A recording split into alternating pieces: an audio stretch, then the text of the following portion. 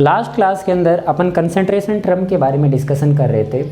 क्या आपके माइंड में कंसंट्रेशन का वर्ड क्लियर हुआ? बताओ कंसंट्रेशन जो वर्ड है वो किसके लिए यूज़ में लिया जाएगा? सॉल्यूशन के लिए। What do mean by solution? Solution क्या होता है? Solution is a homogeneous mixture of two or more than two component. If only two components are considered, then one is known as solute and another one is solvent. Okay. Solution is made up of from solute and solvent. कैसे idea लगाओगे कि sir ये solute है और ये solvent है? जो less quantity में होगा उसे अपन solute बोलेंगे और जो ज़्यादा क्वांटिटी में होगा उसे अपन solvent बोलेंगे। अब होमोजीनियस का मिक्सचर का आपका मीनिंग क्लियर हुआ कि होमोजीनियस मिक्सचर मीन्स व्हाट? आपने जैसे कि मान लो जनरली बच्चों बाय डिफ़ॉल्ट जो एक अपने पास यूनिवर्सल सॉल्वेंट है वो पानी होता है, बराबर।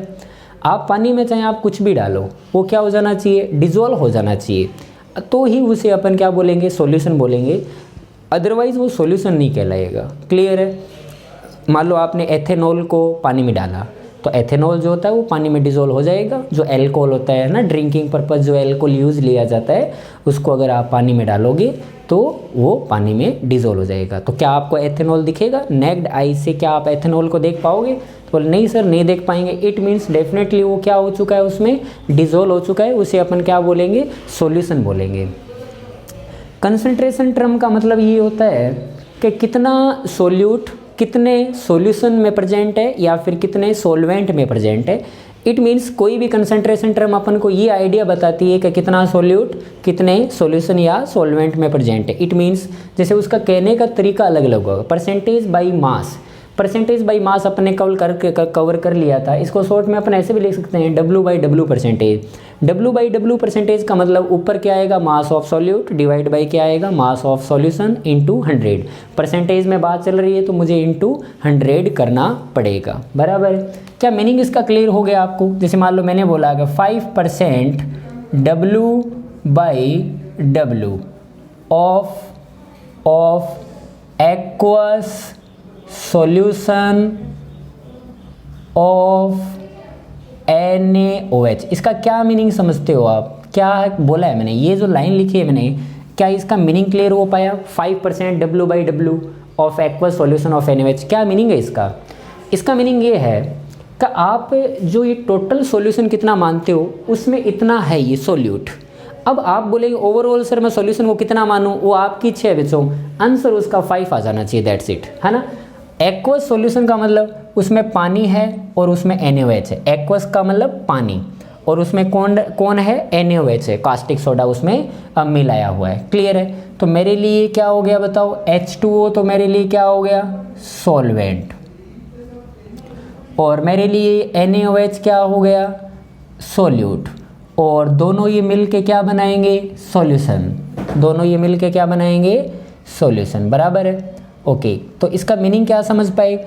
इसका मीनिंग में ये समझा कि अगर आप टोटल 100 ग्राम सॉल्यूशन लेते हो, क्या लिखा मैंने? If you take 100 gram of solution, तो उसमें NaOH बताओ कितने ग्राम है? तो उसमें सर NaOH जो है ना वो कितने ग्राम है? 5 ग्राम है। इसका मीनिंग यही तो हुआ, क्योंकि इससे देखो क्या वापस 5 आ जाएगा। जैसे 5 mass of solute divide by mass of solution into 100, तो 100 कैंसिल हो जाएगा तो लास्ट में 5 रहेगा। ओके, आप इसको ऐसे भी बोल सकते थे, क्या कैसे? मैं तो 5 नहीं बोलूँगा। तो आप चाहे बच्चों कितना भी लिखो लेकिन आपका मीनिंग वही आना चाहिए। जैसे मैंने बोला कि मैं तो ऐसा मानूंगा कि टोटल 1000 ग्राम है क्या सॉल्यूशन, तो 1000 मानो तो उसके हिसाब से आपको सोल्यूट कंसिडर करना पड़ेगा, क्योंकि आंसर आपको फाइनली 5 आना चाहिए, दैट्स इट। तो बोले अगर ये 1000 है ना तो उसको कितना मानना पड़ेगा? तो बोले इसको मानना पड़ेगा 50 ग्राम। कितना कंसिडर करना पड़ेगा? 50 ग्राम, ताकि क्या हो? 50 divide by total mass of solution into 100, it means 5 आएगा। तो इसी वजह से ऐसा बोला जाता है कि कंसंट्रेशन टर्म में इस बात से कोई फर्क नहीं पड़ेगा। 1 मिनट बच्चों, हम सब बातें क्लियर हो गई कि भाई कितने में कितना मानने हो तो आपकी इच्छा है, लेकिन जनरली परसेंटेज में बात करते हैं तो आउट ऑफ 100 ही लेते हैं, लेकिन आप कर सकते हो, मेरे कहने का मतलब। क्योंकि कंसंट्रेशन टर्म जो होती है वो इंटेंसिव प्रॉपर्टी होती है, तो इस बात से कोई फ़र्क नहीं पड़ता कि आप कितना ले रहे हो। इसे प्रैक्टिकली सोचो आप। प्रैक्टिकली आप, मैंने आपको कल कोल्ड ड्रिंक का भी एग्जाम्पल बताया था, या फिर आप किसी का भी एग्जाम्पल ले लो ना। मान लो आपने एक गिलास लिया, तो आपने ग्लास लिया तो उसमें 1 चम्मच शुगर डालो, तो ऐसे मिला दो आप, ठीक है ना। बाद में चाहे आप 1 चम्मच लेके उसको चख के देखो तो जितना मीठा लगना है उतना ही लगेगा, चाहे आप पूरा ग्लास पी जाओ तो उसकी जो मिठास है, जो उसकी स्वीटनेस है वो कम ज़्यादा नहीं होती। इट मीन्स 1 चम्मच की भी वही कंसंट्रेशन है और 1 ग्लास की भी वही कंसंट्रेशन होगी। क्लियर हो रही है बात? ही इसका मीनिंग ये हो रहा है, ये समझ में आ गई बात। ओके, सेकंड देखो, सेकंड कंसंट्रेशन टर्म अपने पास आ रही है बच्चों, percentage by volume. Percentage by volume, इसको शॉर्ट में लिखना हो तो क्या लिखूं, परसेंटेज W/V या फिर W/V परसेंटेज, कैसे भी लिख दो, बराबर है। ये क्या होगा बच्चों, तो इसको मैं एक्चुअली के अंदर पहले ऊपर V कर देता हूँ, है ना, ऊपर V/V परसेंटेज, W तो अलग लिखेंगे अपन। परसेंटेज बाई वॉल्यूम का मतलब है कि ये कब काम आएगा, जैसे NaOH है तो NaOH अगर आप पानी में मिलाओगे तो NaOH तो बच्चों एक कास्टिक सोडा होता है, वो तो सॉलिड होता है, तो सॉलिड के लिए तो वॉल्यूम नहीं बोलते। लेकिन कल को मान लो आप एक ऐसा सॉल्यूशन प्रिपेयर कर रहे हो जो दोनों ही लिक्विड है, मीन्स व्हाट, सोल्यूट भी और सॉल्वेंट भी, तो उसके लिए इस टाइप की कंसंट्रेशन टर्म अपन यूज़ में ले सकते हैं। जैसे कोई एग्जांपल बताओ, मान लो एथेनॉल वाला ही ले लो। एथेनॉल बच्चों लिक्विड होता है और पानी भी क्या होता है, लिक्विड। तो लिक्विड को आप लिक्विड में मिलाओगे तो अपन ऐसा बोलेंगे ना, इतना वॉल्यूम इतने वॉल्यूम में मिलाया, तो टोटल कुछ ना कुछ उसका वॉल्यूम हो गया होगा। क्लियर है? ओके, तो इसको लिखोगे कैसे, तो volume of solute divide by volume of solution, और परसेंटेज में बात चल रही है तो क्या लिख दूं, 100 लिख दिया। जैसे देखो, मान लो एक बीकर लिखा हुआ है, बराबर है, ये लैब में एक बीकर पड़ा था और इस बीकर के ऊपर ऐसा लिखा हुआ है, क्या लिखा हुआ है इसके ऊपर, 10% V/V, 10% V/V, और ये है क्या, मैंने ये बोला aqueous solution of acetic acid CH3COH, ऐसा लिखा हुआ है मान लो। तो क्या इस बीकर पे 10% V/V लिखा हुआ है, तो आपको इससे कोई फील आ रही है 10% V/V का मीनिंग क्या है, तो सर फील आ रही है कैसे, कि इसका मीनिंग ये बोलना चाहता है वो कि let suppose if you take total 100 ml लेते हो, क्या टोटल मिला के सॉल्यूशन, तो उसके अंदर जो सोल्यूट है, अपने लिए सोल्यूट कौन है बताओ इसमें, एसिटिक एसिड, सॉल्वेंट कौन है, पानी, दोनों को मिला दूंगा तो क्या बन जाएगा, सॉल्यूशन। तो ये कितना हो जाएगा, तो एसिटिक एसिड जो है इसमें 10 ml है, एसिटिक एसिड जो है वो कितना है, 10 ml है। क्या बात समझ में आएगी? ओके, क्योंकि देखो आप अगर मान लो ये ऐसा बोलोगे, volume of solute 10 divide by volume of solution into 100, तो क्या ये 10 आएगा, तो इट मीन्स आप चाहे कितने में कितना बोलो लेकिन आंसर तो वही आना चाहिए ना भाई। ऐसा तो नहीं बोल सकता ना भाई 10 ml में 1000 ml में से, तो 1000 में कैसे आएगा 10 डिवाइड बाई 1000 इंटू 100, तो वो तो ज़्यादा हो गया। मेरी बात सुनाइए, आप चाहे कितने में बोलो लेकिन आंसर फाइनली उसका ये आना चाहिए। 10% V/V का मीनिंग आपके दिमाग में क्लियर होना चाहिए। और अगर मान लो भाई इतना ऐसे आप गोला बना के करोगे ना इस टाइप से, तो आपको ऐसे बिल्कुल विजुलाइज हो जाएगा, ताकि आपके कोई क्लेरिफाई मतलब कोई डाउट नहीं रहेगा मन में। जैसे मान लो मैंने पूछा इसमें बच्चों पानी कितना है, तो आप बोलोगे भी कितना मानना है, तो बोले मैंने तो ऐसा बोला है कि 10 ml से एसिटिक एसिड है, किसमें 100 ml सॉल्यूशन में, तो फिर पानी कितना है, तो बोलेंगे इसमें H2 ही है, बाकी बचा हुआ कितना, तो बोलेंगे 90 ml। क्या ऐसे बता पाओगे 90 ml?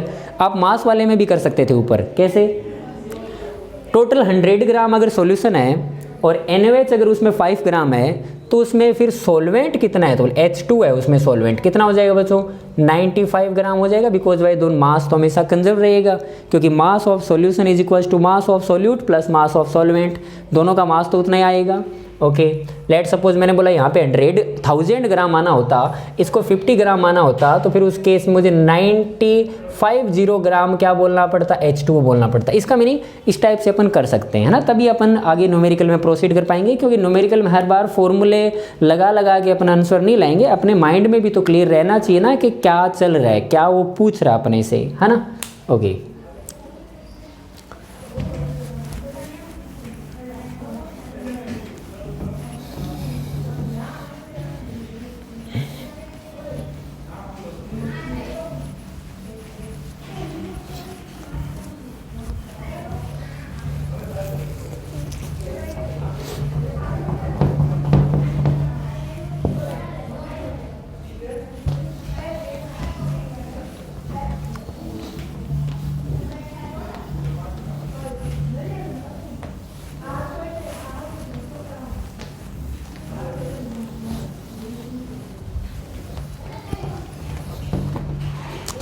आगे देखो थर्ड नंबर,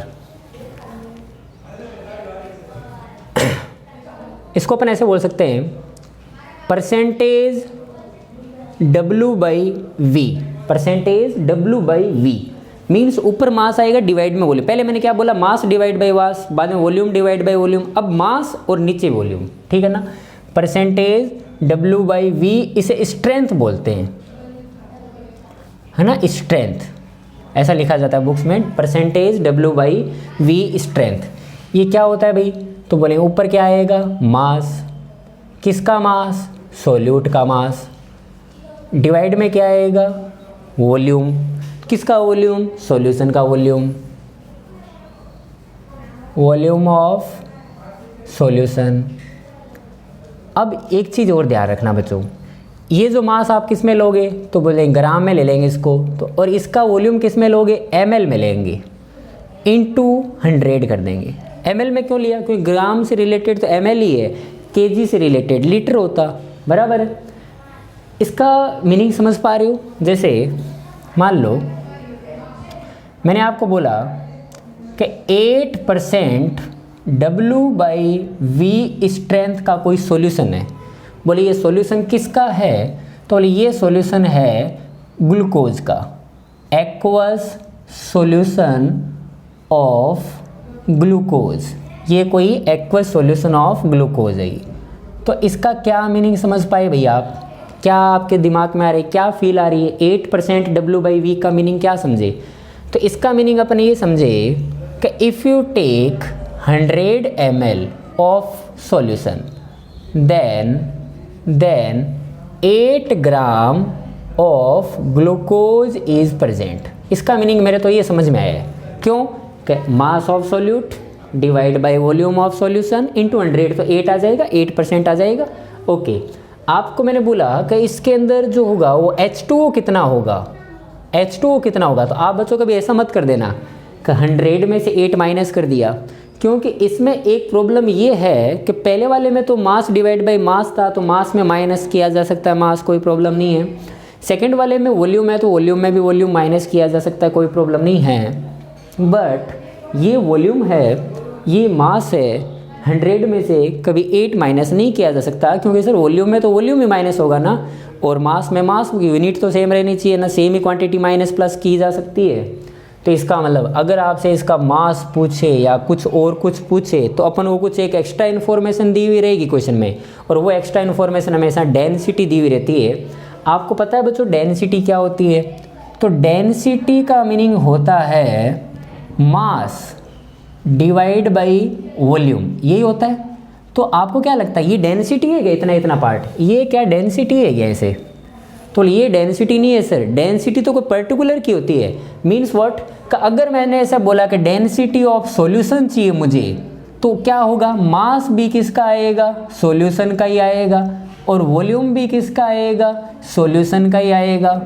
क्या मेरी बात ठीक है। और अगर मैंने बोला कि मुझे तो डेंसिटी सॉल्यूट की चाहिए, तो जिसकी भी डेंसिटी आपको चाहिए तो उसी का मास, जैसे मान लो मैंने बोला मुझे सॉल्वेंट की चाहिए, तो बोले इसका ही मास लेके आओ, मास of solvent divide by volume of solvent. m by v जो होता है वो नो डाउट डेंसिटी होता है, बट डेंसिटी तो किसी की पूछेगा ना। मान लो मैंने बोला सॉल्यूशन की डेंसिटी, तो मास of solution divide by volume of solution. मैंने बोला डेंसिटी ऑफ सॉल्यूट लेके आओ, तो मास of solute divide by volume of solute. इस टाइप से आपको कवर करना होगा, बराबर है। तो this is not a density, ये डेंसिटी नहीं है बच्चों की। ऊपर आपने सॉल्यूट ले रखा है और वॉल्यूम आप ले रहे हो सॉल्यूशन का, तो बोले ये डेंसिटी कहलाएगी, तो किसकी होगी, this is not a density. यहाँ पे पास में लिख रहे हो ये कोई डेंसिटी नहीं है। तो अब डेंसिटी अगर आपको मान लो दे रखी है तो बिल्कुल अपन अप्रोच करेंगे। जैसे आपको मान लो एक क्वेश्चन दिया हुआ है ना, मान लो ये वाला क्वेश्चन होता है 8% W/V है, तो आपको मान लो कुछ दूसरी कंसंट्रेशन टर्म में इसको कन्वर्ट करना होता, और आपको मान लो उसको कन्वर्ट करते टाइम ये आपको ज़रूरत है किस बात की कि मुझे H2O का मास चाहिए मुझे। तो बोले H2O का मास तो कभी सर आपको मिल ही नहीं सकता विदाउट डेंसिटी, बिकॉज भाई डेंसिटी एकमात्र अपने पास बीच में रास्ता होता है जो मास से वॉल्यूम और वॉल्यूम से मास में किया जाएगा, क्योंकि उसमें दोनों आते हैं, बराबर है। लेट सपोज ये आपको दिया हुआ है, मान लो इस क्वेश्चन में ऐसा लिखा हुआ है कि गिवन डेंसिटी x ग्राम पर ml, ये क्या है, मान लो डेंसिटी, किसकी डेंसिटी, ऑफ सॉल्यूशन। सॉल्यूशन की डेंसिटी मान लो कितनी दी हुई है बच्चों, x ग्राम पर ml दी हुई है। तो आपको मान लो अब आगे प्रोसीड करना है, लेकिन मुझे फिलहाल क्या चाहिए, इसका मास चाहिए। तो बोलो कैसे निकालूं, तो मैं क्या करूंगा बच्चों, density of solution is equals to क्या होता है, तो बोलेंगे mass of solution divide by volume of solution. ये होता है कि नहीं होता है, ठीक है। डेंसिटी मैंने कितनी मान रखी है, x, मास मान लो मुझे पता करना है, मास ऑफ सॉल्यूशन पता करना है, divide by volume of solution कितना है, 100 है। तो ये कितना हो जाएगा, 100x। मास ऑफ सॉल्यूशन कितना हो गया, वही बोलो 100x हुआ या नहीं हुआ। मैंने बोला मुझे तो इस अकेले इतना इतना चाहिए, तो भाई टोटल आपके पास कितना मास आ गया सॉल्यूशन का, 100x। इसका कितना है, 8 ग्राम, तो इसका कितना होगा, तो इसका हो जाएगा 100x माइनस 8 ग्राम। ऐसे करते हैं अपन, एक डेंसिटी अपने पास एक रास्ता रहेगा जो ऐसे इंटरचेंज करने में अपनी मदद करेगा। इज इट क्लियर और नॉट। ओके, 4th नंबर पे देखो, 4th नंबर पे टर्म आती है एक मोल फ्रैक्शन। तो बोले what do you mean by mole fraction. ये परसेंटेज नहीं है बच्चों, ये फ्रैक्शन है। फ्रैक्शन का मतलब एक टोटल आपके पास सॉल्यूशन के मान लो 5 मोल है, तो उसमें सोल्यूट का मोल फ्रैक्शन कितना है, मीन्स व्हाट, टोटल 5 में से कितना फ्रैक्शन सोल्यूट का है। और अगर मैंने पूछा mole fraction of solvent, means what, solvent के 5 में से कितने मोल है, कितना फ्रैक्शन है भाई, ठीक है ना। परसेंटेज नहीं है, फ्रैक्शन जो होता है वो 0 to 1 के बीच में होता है, और परसेंटेज जो होता है वो 100 के आसपास अपन लेते हैं, बराबर है, ये बात सही है। फ्रैक्शन इसे रिप्रेजेंट कैसे किया जाता है, इसको रिप्रेजेंट बच्चों जनरली x से किया जाता है, x लिखते हैं इसको रिप्रेजेंट करने का तरीका। ओके, इसका मीनिंग ये है कि आपको मोल फ्रैक्शन किसका चाहिए, तो बोलेंगे मान लो सोल्यूट का चाहिए मोल फ्रैक्शन, या फिर आपको सोलवेंट का चाहिए, आपको बताना पड़ेगा, बराबर है। होगा क्या, टोटल मोल कितने हैं और ऊपर किसके मोल आएंगे, जिसके आपको मोल फ्रैक्शन चाहिए। जैसे मैंने बोला n सोल्यूट, n सोल्यूट का मतलब mole of solute divide by total मोल। तो टोटल मोल का मतलब, अगर आपने बोलेंगे भाई टोटल मोल कैसे निकालते हैं, तो मोल तो ऐड किए जा सकते हैं, मोल में कोई दिक्कत नहीं है। अगर बच्चों मैंने आपसे पूछा कि n सॉल्यूशन टोटल मोल कितने होते हैं सॉल्यूशन के, तो उसमें कौन कौन होते हैं, तो उसमें एक होता है सोल्यूट और एक और कौन होता है सोलवेंट। तो दोनों के मोल के एडिशन के इक्वल हो गया या नहीं होगा।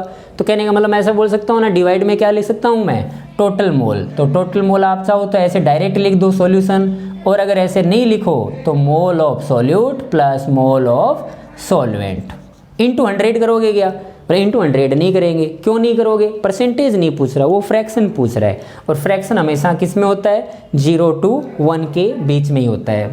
ये जो x की वैल्यू आएगी ये क्या आएगी, 0 to 1 के बीच में आएगी, बराबर है।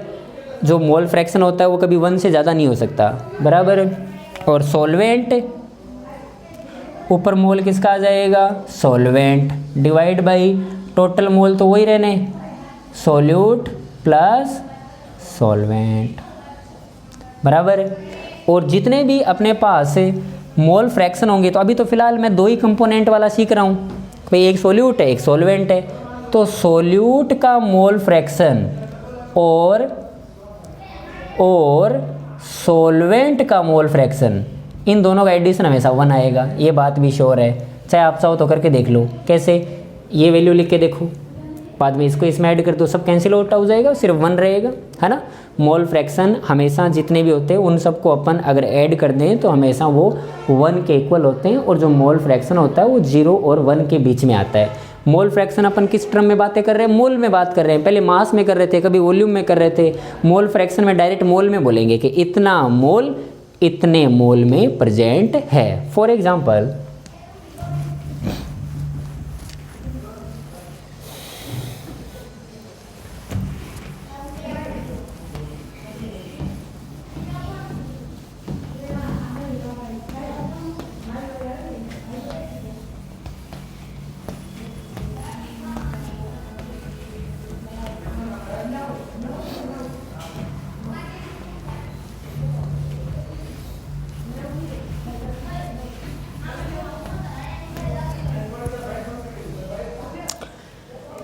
जैसे देखो, मान लो बच्चों एक लैब में गया मैं, लैब में एक बोतल थी, उस बोतल पे ऐसा लिखा हुआ था 0.05 मोल फ्रैक्शन है ये। बोले किसके मोल फ्रैक्शन है ये? NaOH के मोल फ्रैक्शन है। किसके मोल फ्रैक्शन है ये? NaOH के मोल फ्रैक्शन है। बोले सॉल्यूशन किसका है? तो this is solution of aqueous solution of NaOH। ठीक है, इसमें NaOH डिजोल्व किया हुआ है पानी में। ये बीकर था बच्चों, इस बीकर पे ऐसा लिखा हुआ है। तो इससे आप क्या आप कंक्लूजन निकाल रहे हो? क्या लिखा है मैंने? ये 0.05 मोल फ्रैक्शन है किसका? NaOH का। तो आप ऐसा बता सकते हो भाई कितने में कितना है? तो बोले बिल्कुल सर बता सकता हूँ। कैसे? इसका मीनिंग सर ये है कि टोटल अगर आप 100 मोल मान रहे हो ना, टोटल आप अगर 100 मोल मान रहे हो किसका? सॉल्यूशन का, दोनों का मिला के अगर आप टोटल 100 मान रहे हो, तो मैं NaOH का कितना मानूंगा? NaOH के कितने मोल है ये बता पाओगे? क्योंकि अपना आंसर तो वो आना चाहिए, NaOH के मोल डिवाइड बाई टोटल मोल वो आना चाहिए। तो बोले कितने मानूं भाई? तो इसके मोल हो जाएंगे 5 मोल। क्या ये बात ठीक है? क्योंकि देखो 5 खुद के मोल डिवाइड बाई टोटल मोल, तो क्या ये 0.05 आएगा या नहीं आएगा? तो इसका मीनिंग यही तो है कि अगर आप 100 मोल टोटल लेते हो तो उसमें 5 मोल NaOH के प्रेजेंट होंगे। ओके, मोल में मोल माइनस किए जा सकते हैं क्योंकि सेम क्वांटिटी है। तो बोले इसमें पानी कितने मोल है? तो बोलेंगे सर इसमें पानी जो है ना बाकी बचा हुआ, अगर टोटल 100 है उसमें 5 मोल NaOH है, तो इट मीन्स उसमें 95 मोल जो होगा वो H2O प्रेजेंट होगा। इसका मीनिंग ये हुआ। ओके चलो तो और बताओ। मान लो एक एग्जाम्पल लिखा हुआ है, मान लो मैंने बोला 0.2 mole fraction of H2O in ethanol. तो मुझे बताओ क्या करोगे इसमें? मतलब आपको क्वेश्चन अभी नहीं करना, अभी तो अपन शुरुआत कर रहे हैं। आप तो सिर्फ मुझे इसका मीनिंग समझाओ कि 0.2 मोल फ्रैक्शन है H2O का, किस में? एथेनॉल में।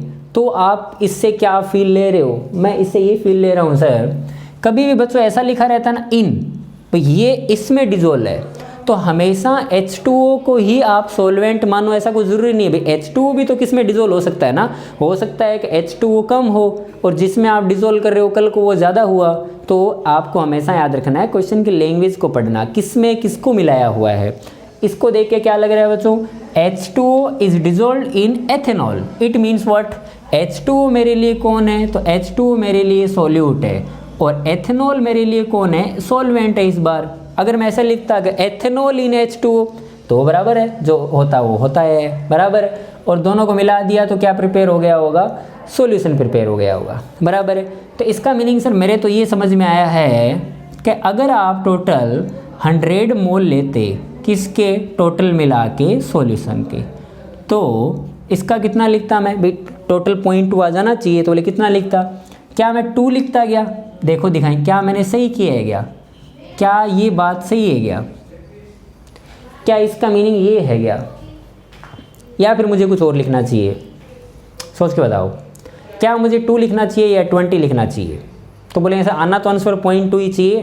तो बोले mole of H2O divide by total मोल, तो बोले ऐसा अगर आपने किया तो सही, तो 0.02 है, तो मुझे 20 मोल लेना चाहिए। क्या करना चाहिए? मुझे 20 मोल लेना चाहिए। तो 20 डिवाइड बाई 100, बिल्कुल सर 0.2 आएगा। इट मीन्स ऐसे मुझे सही रहेगा। अगर मैंने बोला कि एथेनॉल के कितने मोल होंगे, तो बोले एथेनॉल के माइनस कर दो, कितने मोल हो जाएंगे बच्चों? 80 मोल हो गए, 80 मोल हो गए। क्लियर है? ओके चलो पहले एक एग्जाम्पल करते हैं, बाकी अपन बाद में बात करते हैं। देखो एग्जाम्पल मेरा ये है आपके लिए कि 0.05 मोल फ्रैक्शन है ये।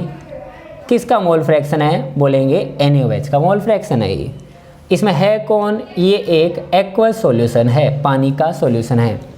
आपको बोला कि लैब में आपको जो इंस्ट्रक्टर था उसने ऐसा बोला कि ये जो बोतल पे लेबल लिखा हुआ है जिसके ऊपर आपको मोल फ्रैक्शन के अंदर कंसंट्रेशन टर्म समझाई हुई है बराबर, उसको अच्छा नहीं लगा। उसने ऐसा बोला कि मैं मोल फ्रैक्शन में नहीं निकलना चाहता, मैं इस पे W/W परसेंटेज में लिखना चाहता हूँ कि वो भी तो एक कंसंट्रेशन टर्म है और ये भी एक कंसंट्रेशन टर्म है, बस बोलने के तरीके ही तो चेंज हुए हैं। मोल इतने में, वहाँ पे इतना मास इतने में, और वो कन्वर्ट किए भी जा सकते हैं। कोई भी कंसंट्रेशन टर्म किसी भी कंसंट्रेशन टर्म में कन्वर्ट की जा सकती है, पॉसिबल है ही, कोई बड़ी बात नहीं है। उसको अच्छा नहीं लगा मोल फ्रैक्शन में बताना, तो उसने ऐसा बोला आपको कि मुझे ये बताओ इसके ऊपर एक नया लेबल लगाओ आप, और वो लेबल आपको कंसंट्रेशन टर्म में ही बताना है, लेकिन यहाँ पे आपको W/W परसेंटेज में आंसर बताना है। आप यहाँ पे कितना लिखना चाहोगे इस पानी के सॉल्यूशन के अंदर। अगर मैं W/W की टर्म्स में लिखना चाहूँ तो उस 0.05 को यहाँ पे कितना लिखना चाहोगे, तो बोलो कैसे करोगे इसको।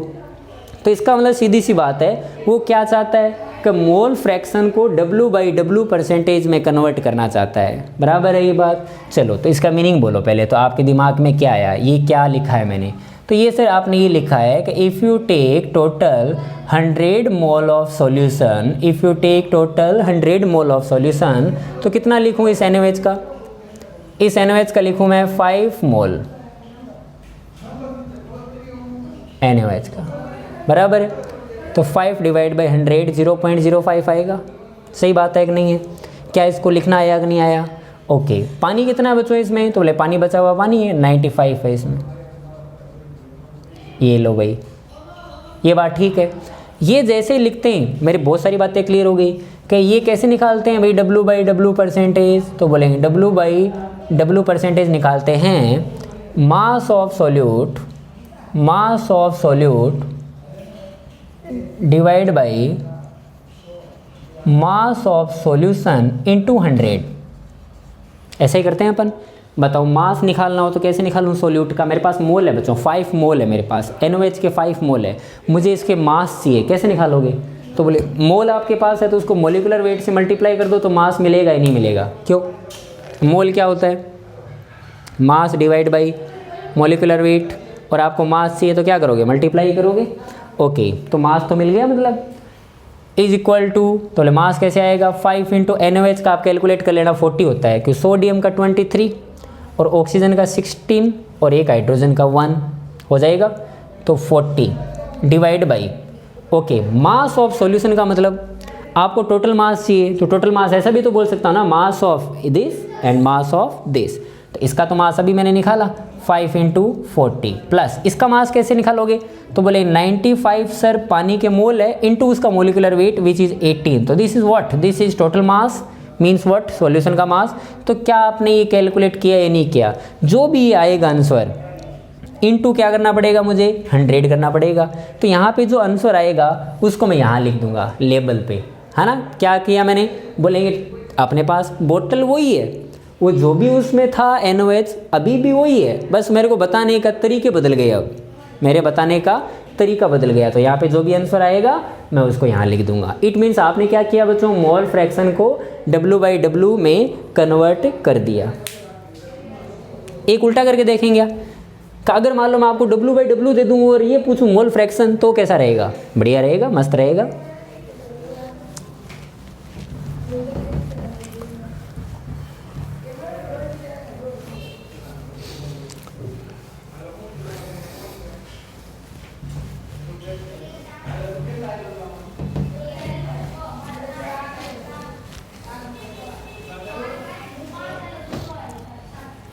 चलो मान लो ऐसा बोला मैंने कि एक बीकर है, उस बीकर पे एक लेबल लिखा हुआ है, उस लेबल पे लिखा हुआ है 5% W/W। ठीक है, क्या है ये, तो बोले ये है एथेनॉल इन H2। कोई एक ऐसा सॉल्यूशन है, एथेनॉल H2O में मिला के कोई सॉल्यूशन प्रिपेयर किया जिसका W/W 5% है। मुझे मज़ा नहीं आया इस बोतल के ऊपर, है ना। मैं क्या चाहता हूँ कि ये ना मोल फ्रैक्शन में लिखो आप, यहाँ पे मोल फ्रैक्शन में एथेनॉल का मोल फ्रैक्शन कितना है वो लिखो आप, तब मैं मानूँ आपको। मोल फ्रैक्शन की टर्म में मैं आंसर चाहता हूँ, तो बोले मोल फ्रैक्शन बता देगी, कोई प्रॉब्लम नहीं है। आप तो बस इसका मीनिंग क्लेरिफाई कर लो, इसका मीनिंग क्या है। तो इसका मीनिंग सर ये है, पहले बताओ ये कौन है, सोल्यूट या सॉल्वेंट? तो बोलेंगे सोल्यूट। कैसे पता लगा सर? इन H2O है ना, ये बोलो सॉल्वेंट। दोनों मिला दोगे तो क्या बन जाएगा, सॉल्यूशन। क्या मीनिंग समझ में आया इसका? If you take 100 gram total, अगर आप टोटल 100 ग्राम लेते हो तो इथेनॉल कितना हो जाएगा? तो बोले 5 ग्राम हो जाएगा। क्या बात ठीक है या नहीं है? तो इसका मीनिंग ये आएगा या नहीं आएगा? 5 डिवाइड बाई 100 इंटू 100 5% ही आएगा। तो क्या मैंने ये मीनिंग सही लिखा है? ओके। तो बच्चों इसमें पानी कितना है, H2O कितना है? तो इसमें H2 है 95 ग्राम। सही बात है। मोल फ्रैक्शन निकालना हो तो कैसे निकालता है? एथेनॉल का मोल फ्रैक्शन का मीनिंग आप क्या समझते हो भाई? एथेनॉल का मोल फ्रैक्शन मीन्स व्हाट? खुद के मोल divide by total mole into 100 मत कर देना, ये फ्रैक्शन है बच्चों, फ्रैक्शन है, परसेंटेज नहीं। बराबर। तो बोलेंगे mole of ethanol divide by total mole. Total mole मतलब एथेनॉल के मोल और H2O के mole is equal to, ethanol के मोल निकालने हैं बच्चों। मोल कैसे निकालूं? मोल तो है ही नहीं मेरे पास, तो मास है 5 ग्राम। एथेनॉल किसे बोलते हैं? C2H5OH को बोलते हैं। इसका मोलिकुलर वेट बताओ, क्योंकि मास मेरे पास पता है, डिवाइड बाय मोलिकुलर वेट करूंगा तो मोल मिल जाएंगे। इसका बच्चों मोलिकुलर वेट कितना होना चाहिए बताओ? 12 इंटू 2 और ये 5, एक ऑक्सीजन 16, एक हाइड्रोजन 46 हो गए। It means 5 divide by 46। क्या ये मोल मिला या नहीं मिला? This is what? तो this is mole of ethanol. Divide by total mole कैसे निकालोगे? तो बोलेंगे एथेनॉल के मोल प्लस पानी के मोल कैसे निकालूं? तो बोले 95 ग्राम आपको गिवन है, 95 divide by molecular weight of H2O कितना हो जाएगा? कितना हो जाएगा बोलो? 18 हो जाएगा। तो क्या ये कुछ ना कुछ आएगा, और ये जो भी आएगा 1 से तो कम ही आएगा। जो भी आए अपन को नहीं पता कितना है, लेकिन जो भी ये आएगा मैं उसको यहाँ लिख दूंगा। बराबर है या नहीं है? कर पाओगे ऐसा? चलो बच्चों, इससे रिलेटेड ही मैं आपको एक क्वेश्चन ऑफ द डे देता हूँ। बराबर।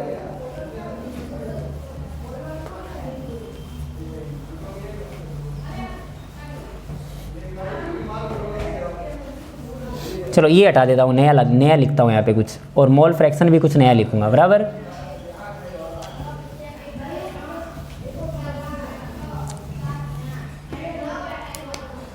यहाँ पे मैं लिख रहा हूँ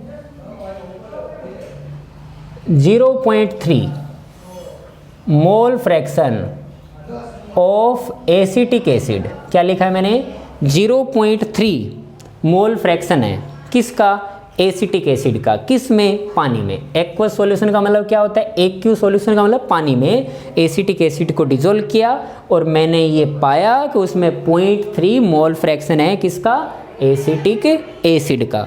अब मुझे ये अच्छा नहीं लगा, मैं तो मोल फ्रैक्शन की टर्म्स में नहीं चाहता, मैं तो ये पूछना चाहता हूँ कितना मास एसिटिक एसिड का कितने मास ऑफ सॉल्यूशन में प्रेजेंट है। Means what? W/W परसेंटेज में आंसर चाहिए मुझे। तो यहाँ पे आपको आंसर लिखना है बच्चों। यहाँ पे क्या लिखना चाहोगे तो वो आपको बताना है भाई। क्लियर है?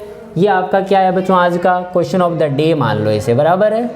Question of the day. चलो